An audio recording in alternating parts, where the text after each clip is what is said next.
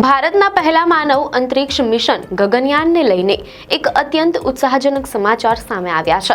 ઇસરોએ Gaganyaan crew module માટે ડ્રોગ પેરાશૂટનું deployment qualification પરીક્ષણ સફળતાપૂર્વક પૂર્ણ કર્યું છે.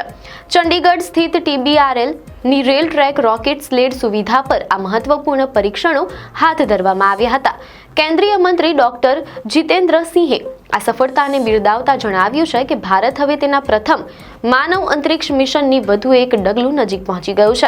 આ ડ્રોગ પેરાશૂટ અંતરિક્ષમાંથી પરત ફરતી વખતે ક્રૂ મોડ્યુલને સ્થિર રાખવા અને તેની ગતિ સુરક્ષિત સ્તર સુધી ઘટાડવા માટે અત્યંત આવશ્યક છે.